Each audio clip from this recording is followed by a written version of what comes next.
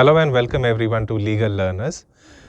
तो आज का जो टॉपिक है that is the recent Supreme Court verdict on the Bilkis Bano case. As I can understand ये थोड़ा सेंसिटिव इशू है बहुत लोगों के लिए, तो I would request everyone to be mature audience and think like future lawyers. इस वीडियो में जो भी डिस्कस किया जा रहा है that is purely from the educational point of view, और इसको प्लीज़ किसी भी रिलीजियस एंगल या फिर किसी भी कम्युनल एंगल से ना देखें। So kindly try and learn as mature audiences and not take it into any biases. So let's start. तो जो बिल्किस बानो जजमेंट अभी रिसेंट आया है उसमें सुप्रीम कोर्ट ने क्या बोला, that the Gujarat government is not competent to release the people who have been released by the government जिनको रिमिशन मिला है।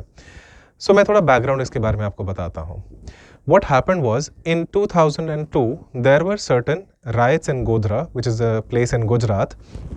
वो हुआ इस वजह से था क्योंकि there were people who were traveling in a train from Ayodhya to Ahmedabad on a train called as Sabarmati Express. On that train कुछ मिसक्रिएंट्स ने उस ट्रेन में कुछ बोगीज में आग लगाई, जिसकी वजह से अप्रॉक्सीमेटली 50 जो ऑफिशियल फिगर्स हैं वो है 59 people lost their lives. Now because 59 people lost their lives there was a tension between two communities, जिसकी वजह से रायट्स हुए वहाँ पर। Now in those riots there was this one particular family which was trying to escape that particular area, and when they were trying to escape certain atrocities happened. तो उन्होंने जब case file किया and finally case की proceedings 2008 में finish हुई, तो 2008 में 11 लोगों को कन्विक्ट कर दिया गया और उनको लाइफ इम्प्रिजनमेंट दिया गया। लाइफ इम्प्रिजनमेंट का मतलब है until death they were suppose to stay in jail. लेकिन स्टेट गवर्नमेंट के पास और सेंट्रल गवर्नमेंट के पास कुछ पावर्स रहती हैं रिमिशन की। रिमिशन का मतलब होता है कि आपका जो टोटल सेंटेंस है उसको कम कर दिया जा सकता है। So Gujarat government exercise its power और उन्होंने 11 कॉन्विक्ट्स को ऑन 2022 15 अगस्त को उनको रिलीज कर दिया, which was our 75th independence day. इस डिसीजन को ओवरटर्न किया है सुप्रीम कोर्ट ने रिसेंटली, एंड अभी तक जो कॉन्विक्ट्स थे they were roaming free because वो 2022 में रिहा हो गए थे। अभी 1.5 ईयर हो गया था उनको फ्री रहते हुए। अभी रिसेंटली ऑन 22 जनवरी उन्होंने voluntarily surrender किया है वापस, and they are back in jail. Let us understand how these things happened. तो 8 जनवरी 2024 सुप्रीम कोर्ट में जस्टिस BV नागरत्ना ने ये जजमेंट दिया। Now this justice she is going to become the chief justice in 2027. तो उन्होंने ये बोला कि जो गुजरात गवर्नमेंट है उनके पास ये अथॉरिटी ही नहीं है to remit the life sentences. वो इस वजह से है क्योंकि बेंच ने बोला कि यहाँ पे जुरिस्डिक्शन को हमें देखना पड़ेगा। जो कॉम्पिटेंट गवर्नमेंट है वो महाराष्ट्र गवर्नमेंट है जहाँ पे ये प्रोसीडिंग्स चली थी, and not the Gujarat government जहाँ पे ये केस हुआ था। ना बिकॉज यहाँ पे थोड़ी टेक्निकलिटीज इन्वॉल्व है, हम डिस्कस करेंगे बहुत डिटेल में that what is right and what is wrong. So the issue is, ऐसा बहुत रेयरली होता है कि एक जगह पे आपका क्राइम कमिट हो और जो उसकी प्रोसीडिंग्स है वो डिफरेंट स्टेट में हो, but in this case it happened.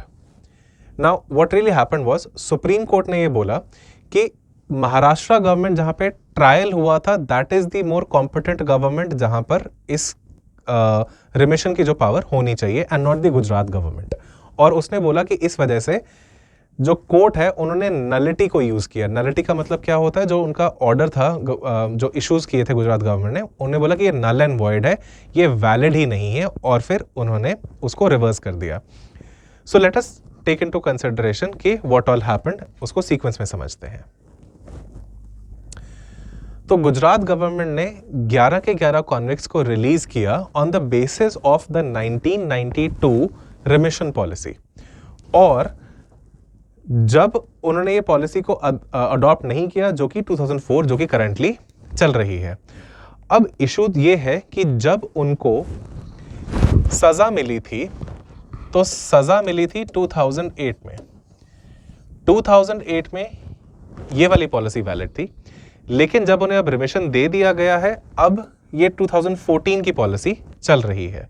So question वही अराइज होता है कि ऑब्वियस ही बात है 2008 में तो ये 2014 की पॉलिसी एग्जिस्ट ही नहीं करती थी, तो फिर 1992 की पॉलिसी फॉलो करेंगे, या फिर जब अब रिमिशन दिया जा रहा है तो आप 2014 की पॉलिसी फॉलो करेंगे.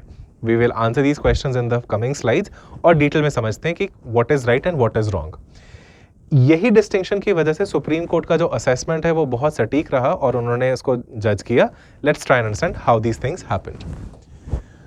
तो बिल्किस बानो कौन है और उनके साथ क्या हुआ. सो बेसिकली जैसे मैंने आपको बताया कि साबरमती एक्सप्रेस थी which was coming from Ayodhya and it was going towards Ahmedabad, जिसके अंदर कार सेवक्स थे विश्व हिंदू परिषद के, जिनको ऐसा माना जाता है कि एक पर्टिकुलर कम्युनिटी के लोगों ने उस ट्रेन की बोगी में आग लगाई to avenge what happened on the Babri Masjid 10 years ago.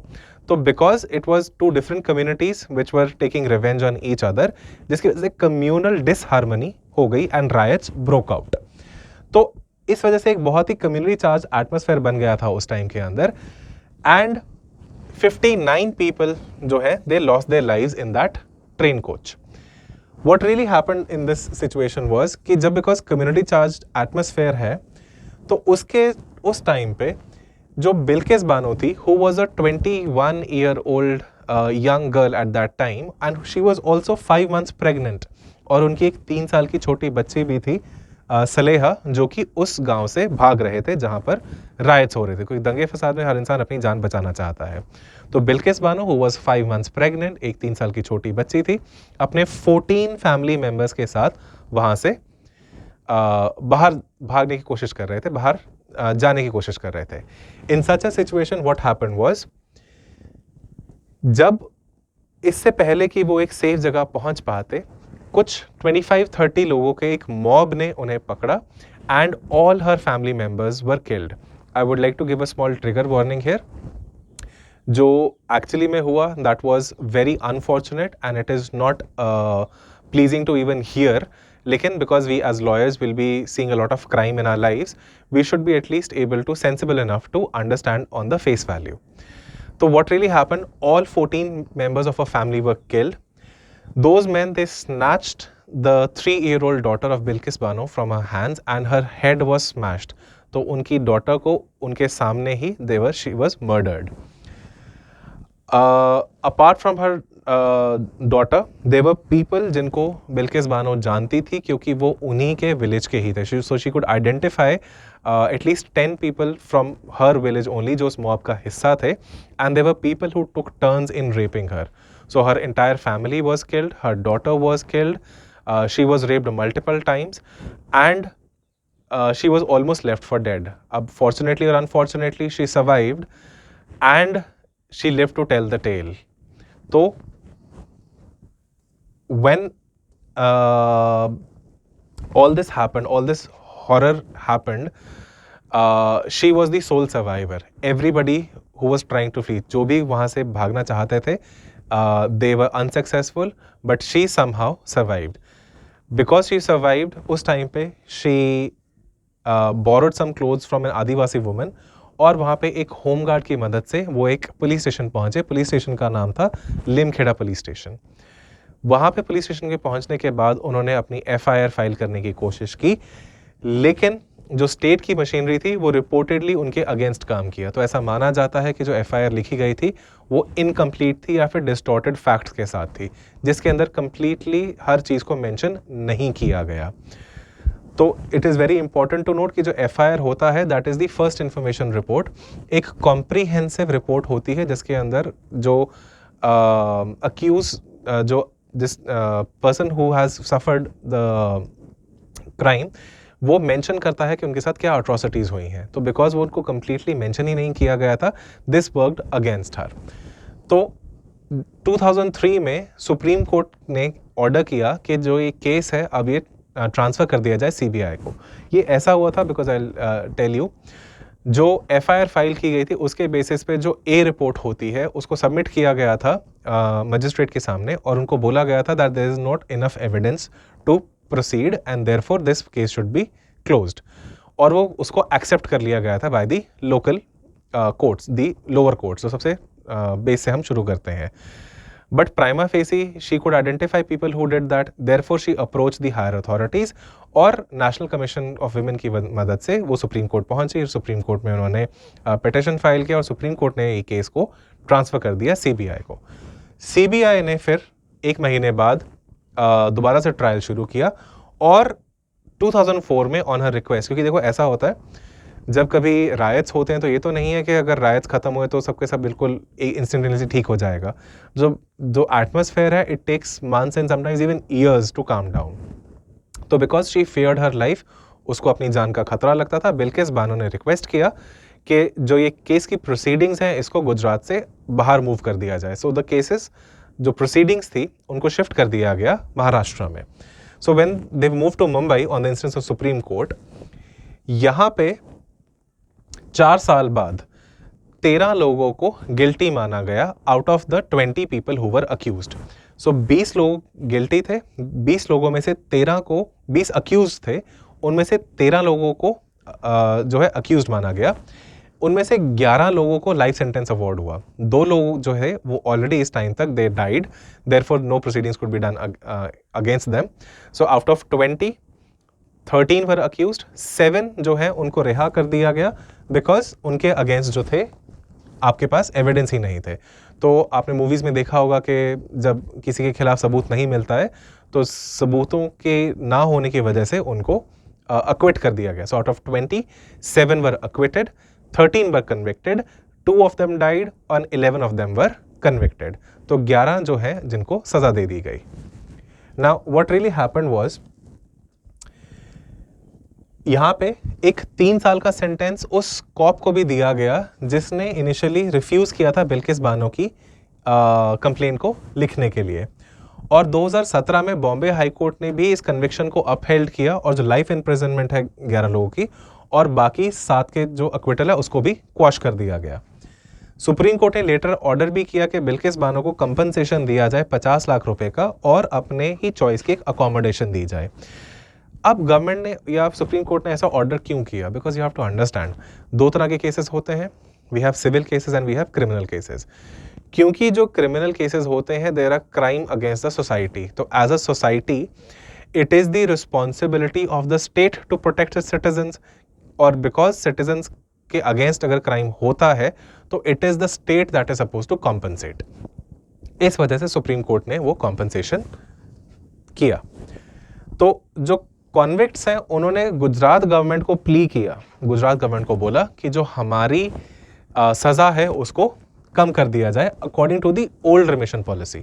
जो ओल्ड रिमिशन पॉलिसी हमने देखा था 1992 वाली, उसने बोला कि 1992 में एक सर्कुलर आया था जिसमें गुजरात हाई कोर्ट का एक ऑर्डर था। गुजरात हाई कोर्ट का ऑर्डर क्या था कि जो अर्ली रिलीज है आफ्टर 1978 वो किया जा सकता है after minimum 14 years of clear imprisonment.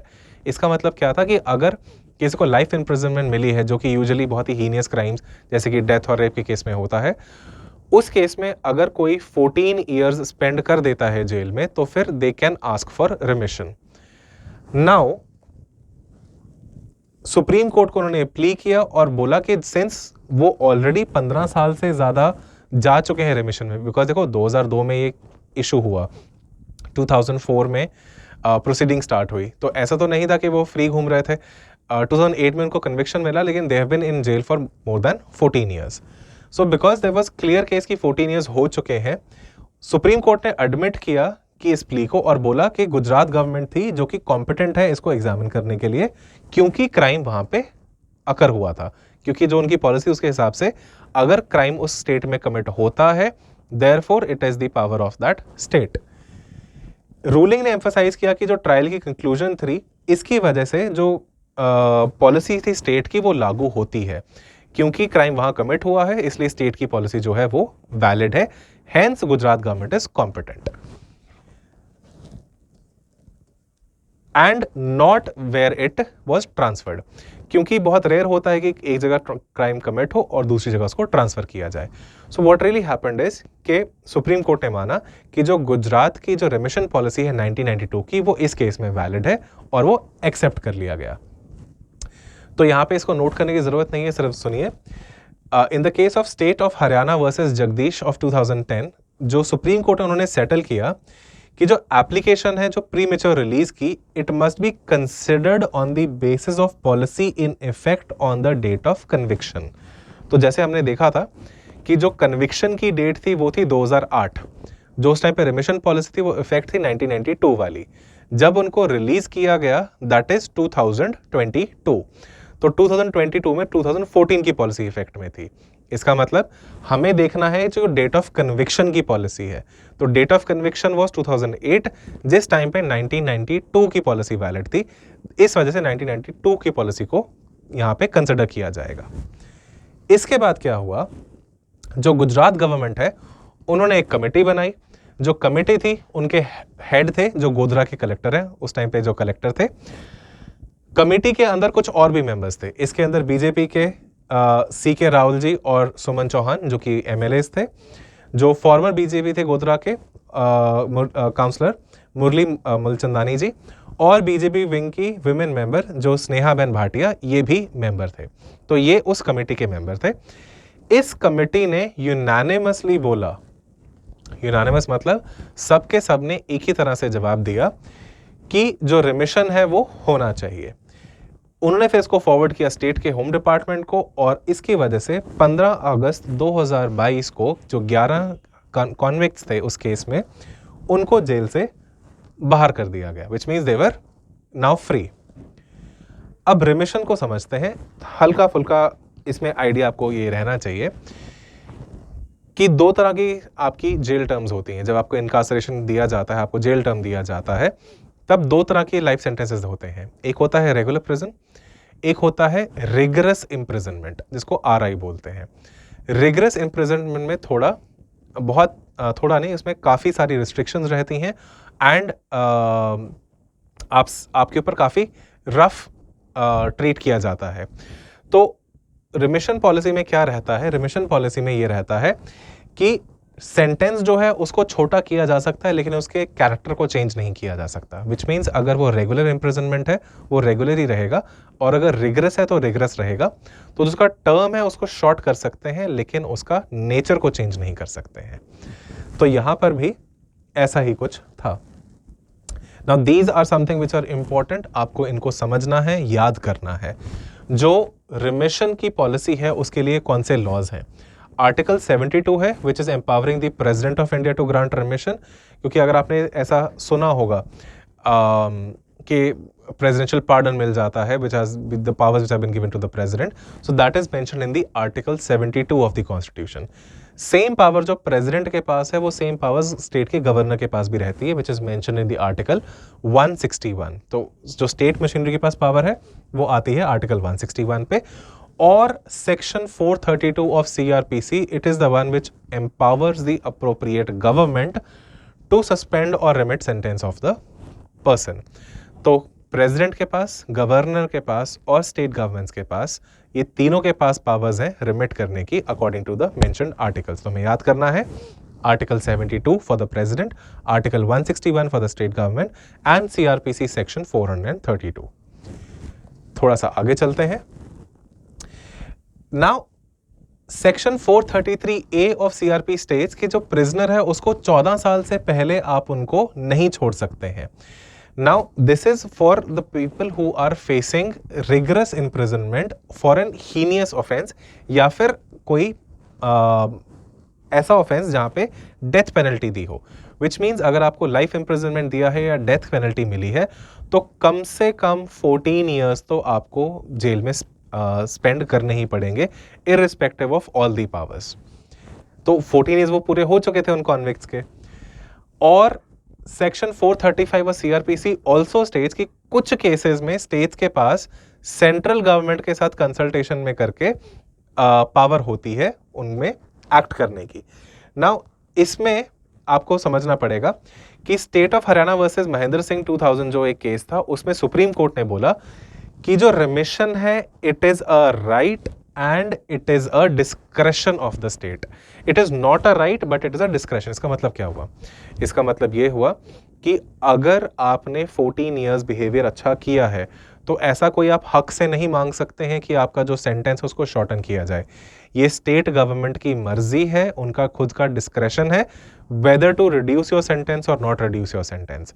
तो ये क्लियरली बोल दिया गया था बाय द सुप्रीम कोर्ट कि it is not a right to be exercised, लेकिन ये आपका डिस्क्रेशन रहेगा स्टेट का। तो अब क्या है कन्विक्ट्स के रिगार्डिंग। नाउ जो क्रिमिनल जस्टिस सिस्टम है उसमें आपके पास रिमिशंस हैं, उसमें आपके पास ये देखा जाता है कि जो इंसान है वो रिफॉर्म हुआ कि नहीं हुआ। तो सुप्रीम कोर्ट ने यहाँ पे देखा कि यहाँ पे कंपीटिंग इंटरेस्ट्स हैं। जो लोग जिन्होंने 14+ ईयर्स वहाँ पे जेल में काट दिए हैं, दे वर एलिजिबल फॉर रिमिशन, लेकिन उनको ये भी था कि अगर उनको रिमिशन कर दिया गया तो बिल्किस बानो के अगेंस्ट जो क्राइम हुआ है ये उसके अगेंस्ट में जाने वाला है, and this is going to be against the concept of law. तो supreme court was in a fix, क्योंकि दोनों के दोनों चीज़ें जो हैं वो लीगल स्टैंड पॉइंट पे आ चुकी हैं, and there was something which had to be a solution which had to be provided. तो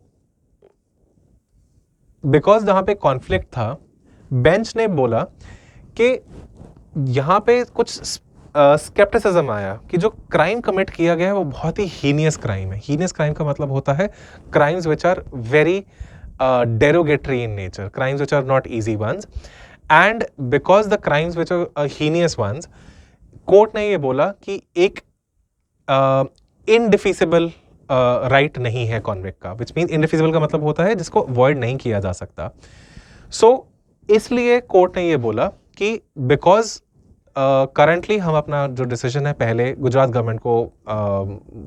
गवर्नमेंट के पास जो अथॉरिटी थी वो देने वाला, हम उसको वापस लेते हैं, और अगर कॉन्विक्ट्स चाहते हैं अब मूव फॉरवर्ड करना, दे can obviously approach the Maharashtra government जिसके पास अब अथॉरिटी है इनको रिलीज करने की। बिकॉज सुप्रीम कोर्ट ने अपना पहला वर्डिक्ट दिया था कि गुजरात गवर्नमेंट कॉम्पिटेंट है, जिसके बाद वो प्रोसीडिंग्स हुई थी।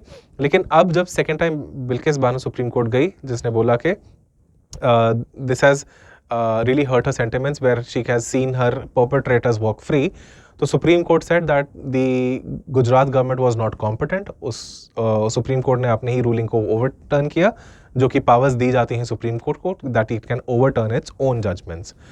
और अब बोला कि जो कॉन्विक्ट्स हैं जिन्होंने 22 जनवरी को वापस से वॉलंटरीली अपने आप को सरेंडर कर दिया है जेल में, कि अगर वो अब रिमिशन चाहते हैं तो वो जो कॉम्पिटेंट अथॉरिटी है वो किसके पास जाएंगे, महाराष्ट्र स्टेट गवर्नमेंट के पास जाएंगे। Now when they go to the Maharashtra state government, तो इस वजह से they can take. So finally जो अब एक और रिव्यू पिटिशन भी और फाइल कर दी गई है विक्टिम के द्वारा, विच इज बिल्किस बानो, और रिव्यू पिटिशन में उन्होंने टॉप मोस्ट कोर्ट से अर्जी की है कि जो डेथ पेनल्टी थी ओरिजिनली उसको वापस रिस्टोर कर दिया जाए। और जो सुप्रीम कोर्ट के पास जो पावर आती है अपने ही ऑर्डर्स को रिव्यू करने की, that is given under article 137। तो हमें जो आर्टिकल्स याद करने हैं, those have been mentioned, article 72, article 161 और एक नया आर्टिकल 137। आर्टिकल 137 पावर देता है सुप्रीम कोर्ट को अपने ही जजमेंट को रिव्यू करने के लिए, right. So all and all ये जो डिपार्चर था सुप्रीम कोर्ट का अपनी ही अथॉरिटी से, ये उस आर्टिकल के अंडर लिया गया ऑफ 137। और जो सुप्रीम कोर्ट है वो कहता है कि वो जब रिव्यू करेगा तो किसी पेटेंट एरर को करेक्ट करने के लिए और ना कि माइनर मिस्टेक्स के लिए। मतलब अगर कोई बहुत बड़ी गलती हुई है उसी को रिव्यू करने के लिए केस को खोला जाएगा, और माइनर डिस्क्रिपेंसीज के लिए वो अपने केस को रिव्यू नहीं करेंगे, राइट।